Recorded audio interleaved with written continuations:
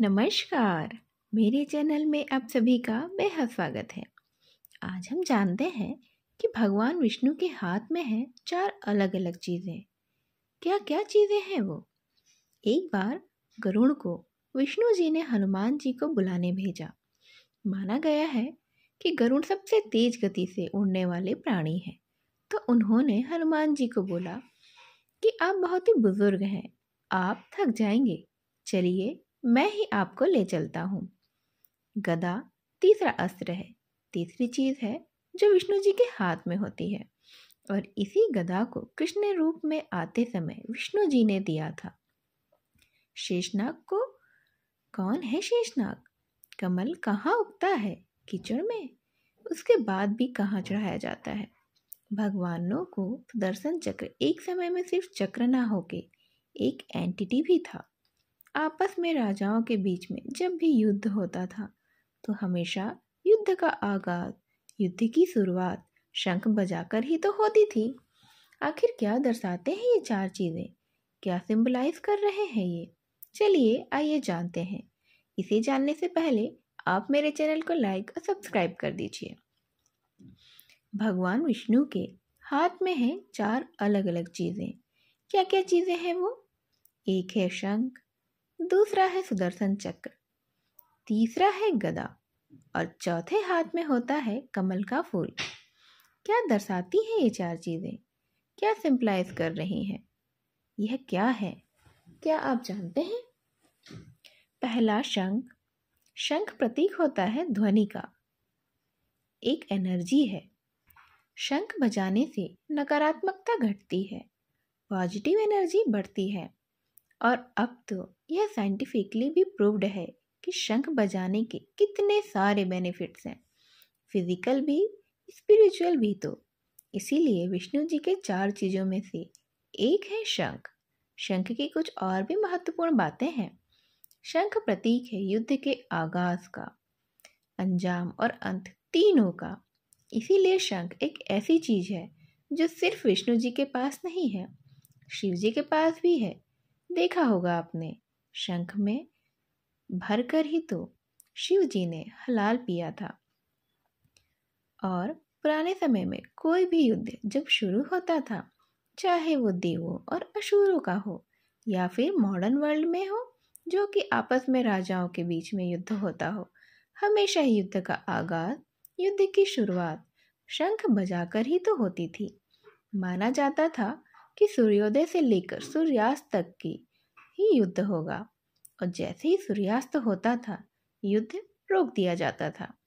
आप महाभारत उठाकर भी देखें, रामायण भी पढ़कर देख लें, आपको हमेशा उसमें शंख दिखेगा ही दिखेगा। और क्या करते दिखेगा? युद्ध की शुरुआत और अंत दोनों की घोषणा करते हुए। शंख के और भी बहुत सारे पर्याय हैं, बहुत सारे कारण हैं, लेकिन शंख प्रतीक है विष्णु जी या किसी भी भगवान की सकारात्मकता का। इसीलिए शंख मंदिरों में भगवानों के हाथों में बार बार दिखता है। दूसरा है सुदर्शन चक्र। इसकी बहुत सारी अलग अलग कहानियां हैं। यह विष्णु जी के अलावा किसी भी और भगवान से जुड़ी हुई नहीं है। शिव जी के हाथ में जो उनका सबसे प्रिय वेपन है वह तो है त्रिशूल। जैसे विष्णु जी के हाथ में हमेशा से ही सुदर्शन चक्र होता है, विष्णु जी जहाँ है वहाँ सुदर्शन चक्र तो अवश्य ही होगा। इसीलिए आपको एक कहानी सुनाते हैं हनुमान और सुदर्शन चक्र की। सुदर्शन चक्र एक समय में सिर्फ चक्र ना होकर एक एंटिटी भी था। एक बार गरुड़ को विष्णु जी ने हनुमान जी को बुलाने भेजा। गरुड़, हम पहले बात कर ही तो चुके हैं कि विष्णु जी के वाहन थे वे। गरुड़ स्पीड ऑफ लाइट या स्पीड ऑफ साउंड से चलते हैं। माना गया है कि गरुड़ सबसे तेज गति से उड़ने वाले प्राणी हैं। तो गरुड़ को बोला गया कि जाकर हनुमान जी को लेकर आओ।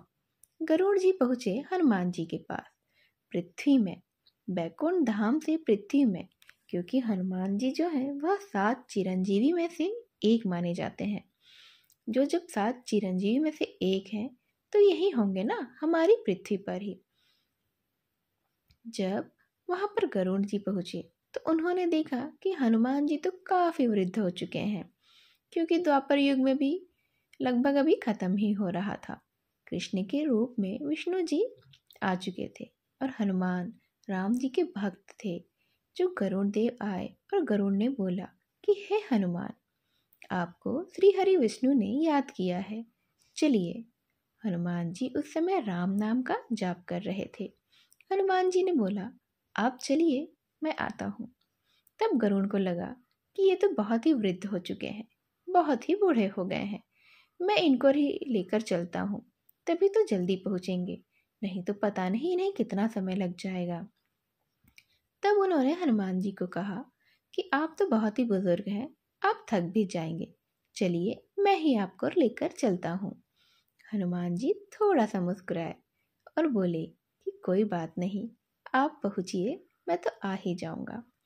हनुमान जी को देखा कि गरुड़ अपनी ही बात पर, अपने तेज स्वरूप पर अहंकार कर रहे हैं। अपनी गति पे, अपनी स्पीड पे गरुड़ जी को बेहद ही अहंकार सा हो रहा था।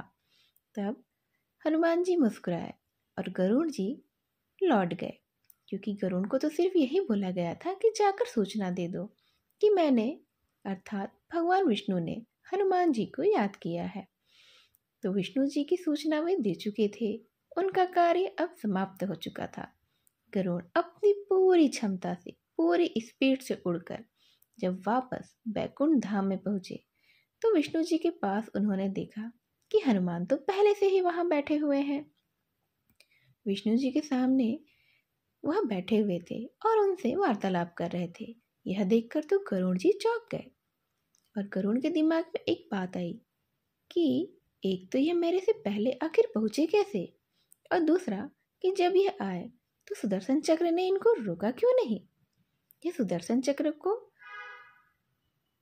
के आसपास से कैसे निकल आए, उसको भेद कर आखिर कैसे आ गए, विष्णु जी के सामने कैसे पहुंचे हैं।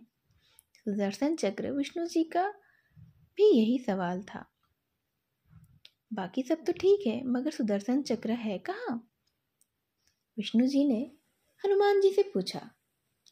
तब हनुमान जी ने अपना मुंह खोला और हनुमान जी के मुंह के अंदर से सुदर्शन चक्र बाहर आए। हनुमान जी ने सुदर्शन चक्र को लगभग किडनैप सही कर लिया था अपने मुंह के अंदर। दोनों का ही, गरुड़ का और सुदर्शन चक्र का, अहंकार तोड़ा।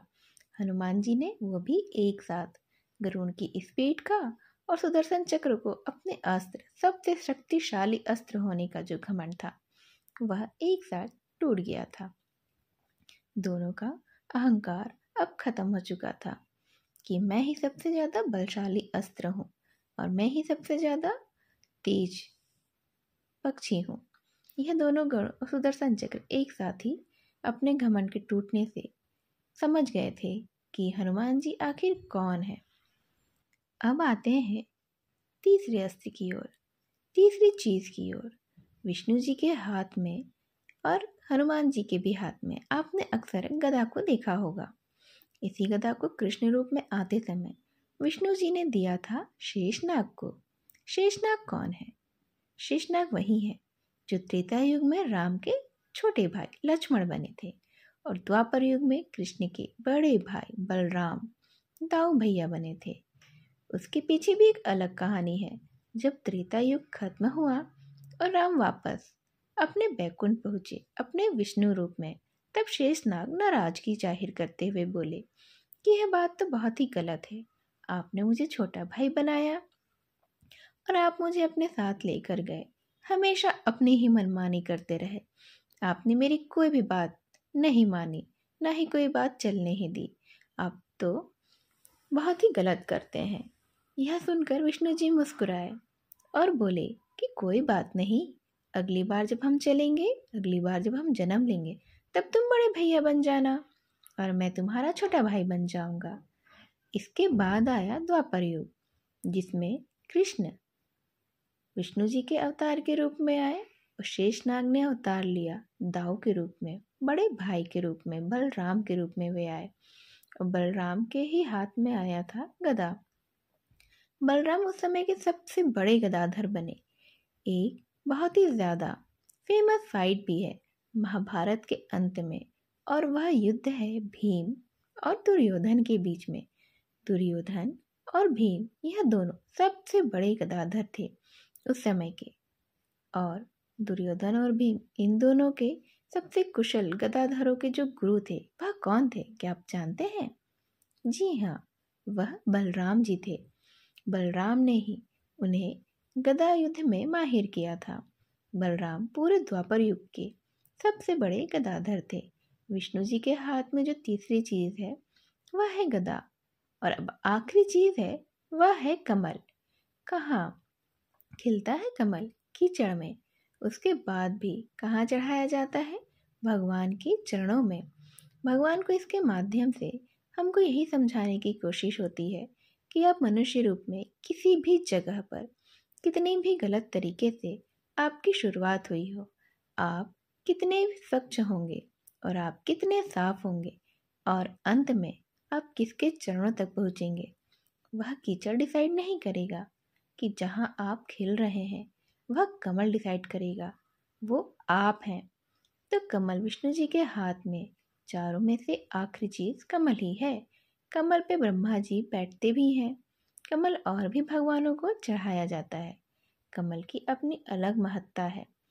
मगर फिलहाल यह वीडियो इसी बात पर है कि विष्णु जी के 4 हाथों में क्या क्या होता है और उनके क्या क्या अर्थ हैं। शंख, गदा, सुदर्शन चक्र और कमल। तो कमल के जैसे साफ रहिए, कीचड़ में भी खिलिए, इतने पवित्र बनिए कि आपको पवित्र चीज़ों में डाला जा सके। अपनी आत्मा को, अपने स्पिरिट को इतना स्वच्छ रखिए जैसे कि कमल कीचड़ में भी स्वयं को रखता है। इतने बलशाली बनिए जितना कि गदा है। इतने महान बनिए जितना सुदर्शन चक्र है। और आपके मुंह से बोल निकले तो वैसे ही निकले जैसे कि शंख। शंख की तरह ही सभी अपने आसपास के वातावरण की नकारात्मकता को आप हटाइए और सकारात्मक आत्मा के साथ जुड़िए और अपने आसपास अपनी ऑरा को सकारात्मकता से भरिए। निगेटिविटी को दूर हटाइए और अपनी वाणी को हमेशा पवित्र रखिए। यह थे भगवान विष्णु के 4 प्रतीक जो हमें अपनी ज़िंदगी में उनके प्रतीकों के अर्थ को समझते हुए अपनी ज़िंदगी में उन्हें जरूर उतारना चाहिए। तो मेरी यह छोटी सी वीडियो आपको कैसी लगी कमेंट बॉक्स में लिखकर ज़रूर बताइएगा। मेरी इस छोटी सी वीडियो को ध्यान से सुनने के लिए आप सभी का बेहद धन्यवाद। नमस्कार।